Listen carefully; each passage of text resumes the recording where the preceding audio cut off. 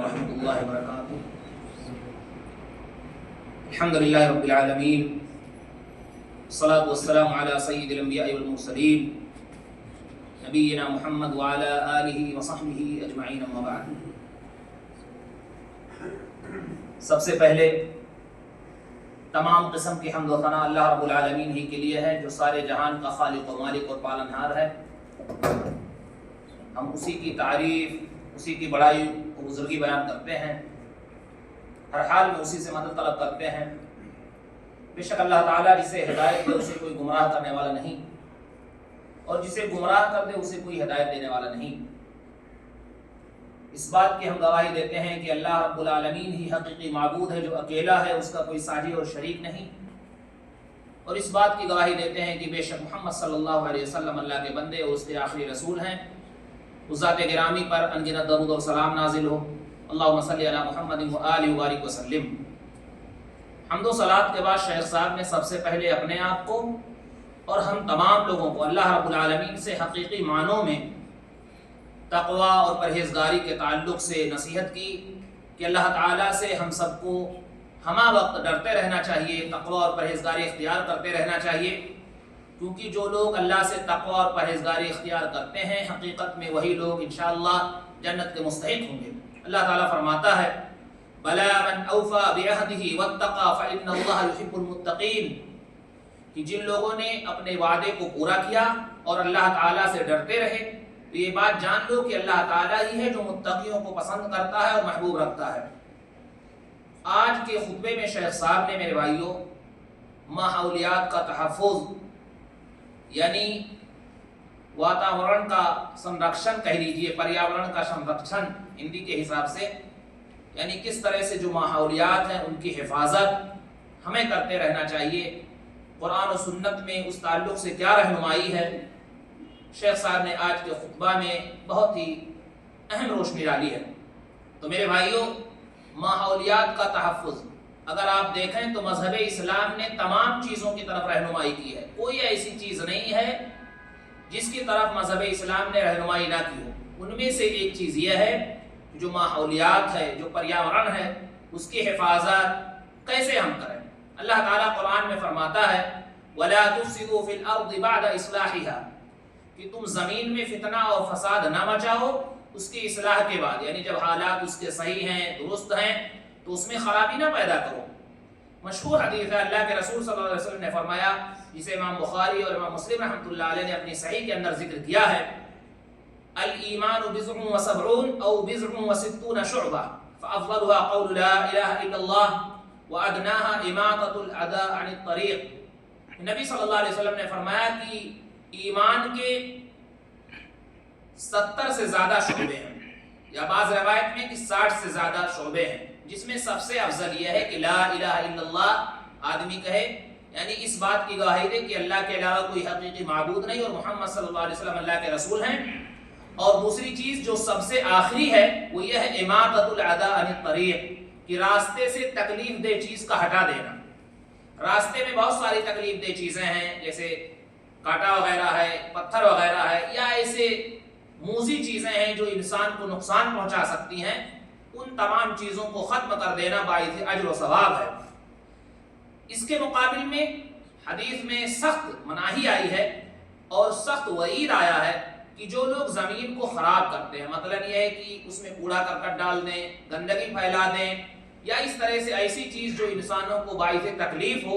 اللہ تعالیٰ نے اسی تعلق سے بتایا وَلَا تَعْثَوْا فِي الْأَرْضِ مُفْسِدِينَ،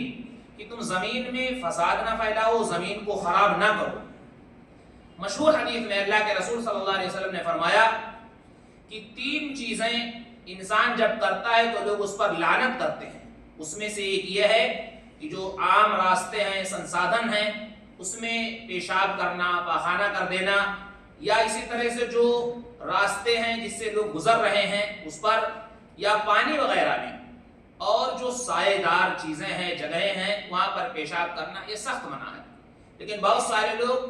دیکھتے ہیں کہ خاموشی ہے، کوئی نہیں ہے، تو اس میں گندگی پھیلا دیتے ہیں، یہ بہت بڑا گناہ ہے۔ لہٰذا اللہ کے رسول صلی اللہ علیہ وسلم کے فرمان کے متعلق یہ ہوا کہ ایسی لعنت والی چیزیں جسے دیکھ کر ہر کوئی ایک دوسرے پر لعنت کرے کہ کس نے یہاں پر گندگی پھیلا دی، اس سے سخت بچنے کی ضرورت ہے۔ اسی طرح سے اس کی تشریح احادیث میں اس طرح سے آئی ہے کہ انسان پاخانہ پیشاب کر دے ایسے جگہوں پر جہاں لوگ خاص طور پر ان کو ضرورت ہوتی، جیسے پانی ہے، عام طور پر وہاں سے گزر ہوتا ہے، پانی لیتے ہیں، پیتے ہیں، وضو وغیرہ کرتے ہیں، یا ویسے بھی استعمال کرنے کی چیزیں ہوتی ہیں، یا جو راستے ہیں جہاں سے آدمی کا گزر ہوتا ہے، یا سائے دار درخت جہاں مسافر بیٹھتے ہیں، آرام کرتے ہیں یا نہ بھی بیٹھیں، تو ایسے جگہوں پر اگر کوئی گندگی پھیلاتا ہے تو یہ بہت بڑا گناہ ہے۔ اسی طرح سے فساد کی جڑوں میں سے یہ ہے کہ جو ماحولیات کی چیزیں ہیں اس میں سے یہ بگاڑ کیا جائے، جیسا کہ حدیث میں آتا ہے کہ اللہ کے رسول صلی اللہ علیہ وسلم نے فرمایا ما من انسان يقتل عصفورا فما فوقها بغیر حقها الا سأله الله عز وجل عنها يوم القیامہ، کہ کوئی بھی انسان اگر کسی ایک چڑیا کو، پرندہ کو بھی بغیر حق کے اسے قتل کر دیتا ہے تو یہ بھی گناہ ہے اور قیامت کے دن اس سے پوچھا جائے گا۔ تو اس طرح سے بہت لوگ جو کچھ زہر وغیرہ یا بہت ایسی چیزیں رکھ دیتے ہیں، جانور پرندے مر جاتے ہیں، ہلاک ہو جاتے ہیں، یقیناً بہت ہی زیادہ گناہ کا ارتکاب کرتے ہیں، ایسے لوگوں کو بچنا چاہیے۔ دوسری حدیث میں ہے کہ اللہ کے رسول صلی اللہ علیہ وسلم نے فرمایا جس کسی نے کوئی ایسا درخت جو سائے دار تھا، جس سے لوگ فائدہ اٹھا رہے تھے، اگر اسے کاٹ دیا تو اس کا بھی اسے گناہ ملے گا، اور یہ گناہ بسا اوقات اسے جہنم میں لے جانے کا سبب بنے گا۔ تو وہ راستے میں جو درخت ہیں جس میں لوگ بیٹھتے ہیں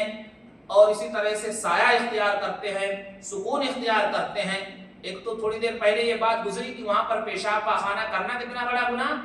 ساتھ ہی ساتھ اس کو ہٹا دینا، ختم کر دینا کہ تاکہ لوگ یہاں نہ بیٹھیں یا اس طرح سے اس سے فائدہ نہ اٹھائیں، یہ بھی بہت بڑا گناہ ہے۔ اسی لیے میرے بھائیوں، علماء نے اس حدیث کے متعلق شرح کیا ہے کہ ایسے درخت جہاں پر لوگ بیٹھتے ہیں، جیسے مسافر ہیں یا حتیٰ کہ جانور بھی ہیں یا پرندے ہیں، جو بیٹھ کر کے اسے آرام حاصل کرتے ہیں، اور اگر کسی نے اسے اجاڑ دیا تو اس کا گناہ اس شخص کو ملے گا اور جہنم میں لے جانے کا سبب بنے گا۔ اور ساتھ ہی ساتھ ماحولیات کے تحفظ کے تعلق سے شیخ صاحب نے یہ بھی قیمتی نصیحتیں کی کہ اللہ کے رسول صلی اللہ علیہ وسلم نے فرمایا، جو مشہور حدیث ہے، لا يغرس المسلم غرسا فيأكل منه انسان ولا دابة ولا طير الا كان له صدقة الى يوم القيامة،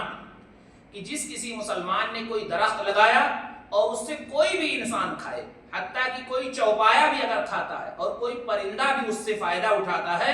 تو اللہ تعالیٰ قیامت تک اس کے لیے صدقے کا ثواب لکھتا ہے۔ اب آپ سوچئے کہ بہت سارے لوگ اس بنا پر بھی اجاڑ دیتے ہیں کہ کہیں اس سے فائدہ نہ اٹھا لے کوئی پرندے یا جانور یا انسان ہی، تو یہ سوچنا چاہیے کہ کم سے کم یہ ثواب کا کام اس کی طرف سے ہو رہا ہے، لوگ فائدہ اٹھا رہے ہیں۔ اس حدیث سے اگر ہم دیکھیں تو پتہ چلتا ہے کہ درخت لگانا، ایسی چیزیں جو لوگوں کے لیے فائدے کا سبب بنے، جانوروں کے لیے، انسانوں کے لیے، پرندوں کے لیے، تو بہت ہی زیادہ اس میں ثواب اور اجر ہے۔ اسی طرح سے میرے بھائیوں، شیخ صاحب نے یہاں نصیحت کی کہ ایک بہت زیادہ خرابی یہ ہے کہ زمین کو لوگ خراب کر دیتے ہیں، مثلا وہاں گندگی پھیلا دیتے ہیں، صفائی ستھرائی نہیں کرتے ہیں، یا صاف ستھری جگہ ہے لا کر کے وہاں گندگی کوڑا کرکٹ ڈال دیتے ہیں، حتیٰ کہ یہ پارکوں میں، راستوں میں، یا جہاں پر لوگ چلتے ہیں، یہ تمام کی تمام چیزیں بہت قبیح ہیں اور یہ بھی باعث لعنت ہیں۔ اللہ کے رسول صلی اللہ علیہ وسلم نے فرمایا کہ دو لعنت کرنے والی چیزیں، یعنی جس پر لوگ لعنت کرتے ہیں، ان سے خاص طور پر بچو۔ اللہ کے رسول صلی اللہ علیہ وسلم نے پھر اس کی تشریح کی کہ جو لوگوں کے راستے میں تکلیف دہ چیزوں کو چھوڑتا ہے، جیسے کوڑا کرکٹ، گندگی، جو بھی طریقے ہیں۔ اسی طرح سے جو سایہ دار چیزیں ہیں جہاں پر لوگ بیٹھتے ہیں، وہاں پر جا کر کے کوئی گندگی وغیرہ پھیلا دے تو بہت ہی زیادہ جو ہے باعث لعن ہے، یعنی لعنت کی چیز ہے، اور اس سے ہم تمام لوگوں کو بچنا چاہیے۔ کئی ایسی چیزیں، خاص طور پر دوسری حدیث کے اندر جو واضح طور پر ہے، اسی طرح سے جہاں لوگ گزرتے ہیں وہاں پر کوئی استنجا کر دے، پاخانہ کر دے، گندگی پھیلا دے، تو یہ بھی بہت ہی بڑا جو ہے گناہ کا باعث ہے، اور لوگوں کے لیے جو لعنت کرنے کی ایک سبب بھی ہوتی ہے کہ لوگ لعنت کرتے ہیں، اس سے بچنا چاہیے۔ ایک دوسری حدیث میں ہے کہ اللہ کے رسول صلی اللہ علیہ وسلم نے فرمایا کہ جس کسی نے کسی کو تکلیف پہنچانے کا سبب بنا یا تکلیف پہنچایا تو اللہ تعالیٰ اس کے لیے بھی قیامت کے دن اسے تکلیف دے گا اور اسے سزا دے گا. لہٰذا ایسی چیزیں، ایسے باعث تکلیف ہم نہ بنیں کہ کسی چیز کو تکلیف پہنچائیں، کسی چیز کی تکلیف کا ذریعہ بنیں، ہمیں بچنا چاہیے. اسی متعلق شیخ صاحب نے ایک حدیث ذکر کی کہ اگر ہم نیکی کرتے ہیں اور اگر گندگی یا ایسی چیزوں کو، تکلیف دہ چیزوں کو راستے سے ہٹا دیتے ہیں تو جنت میں جانے کا سبب بھی ہے. مشہور حدیث ہے جسے امام بخاری اور امام مسلم رحمۃ اللہ علیہ نے ذکر کیا ہے کہ ایک شخص جنت میں صرف اس لیے داخل ہوا کہ کانٹے دار چیزیں جو ہیں، کچھ درخت کی چیزیں جو راستے میں پڑی ہوئی تھیں اور اس نے ہٹا دیا. دوسرے لوگوں نے جو راستے چل رہے تھے اس سے شکریہ ادا کیا تو وہ شخص اس لیے جنت میں جانے کا مستحق ہو گیا. تو ہم لوگوں کو اگر دیکھنا چاہیے کہ اگر پتھر ہے یا کوئی کانٹے دار چیزیں ہیں جس سے لوگوں کو نقصان پہنچ سکتا ہے تو اسے ہٹا دینا چاہیے. ایک دوسری حدیث میں اللہ کے رسول صلی اللہ علیہ وسلم نے فرمایا کہ ایک شخص کو دیکھا کہ وہ جنت میں خوشی میں الٹ پلٹ رہا ہے، خوب خوش ہے، اور بتایا گیا کہ وہ شخص صرف اس لیے کہ وہ راستے سے تکلیف دہ چیزوں کو ہٹا دیا کرتا تھا، اس لیے اللہ تعالیٰ نے اسے جنت میں جگہ دیا.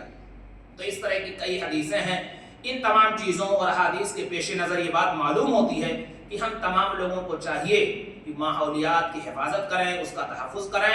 ساتھ ہی ساتھ جو پریاورن ہے اس کی سنرکشن، اس کی حفاظت، دیکھ بھال، یہ تمام چیزیں ہم تمام لوگوں پر ایک ذمہ داری ہے اور یہ تمام کی چیزوں کو ہمیں اپنانا چاہیے تاکہ ہم صحیح سے خوش رہیں، دوسرے لوگوں کے لیے خوشی کا سبب بنیں اور کسی کے لیے تکلیف کا سبب نہ بنیں. یہی سب چیزیں شیخ صاحب نے نصیحت کی ہیں. اس میں ایک چیز شیخ صاحب نے یہ ذکر کیا ہے کہ علامہ ابن عثیمین رحمۃ اللہ علیہ نے کہا ہے کہ جب معمولی تکلیف دہ چیزیں جو ظاہر جسے ہم دیکھتے ہٹا دینا اتنا ثواب ہے، تو معنوی چیز بھی اگر کوئی مسلمان کو یا کسی کو تکلیف پہنچاتا ہے اور اس کی تکلیف میں وہ ایک سبب بن جاتا ہے کہ اس تکلیف کو روک دے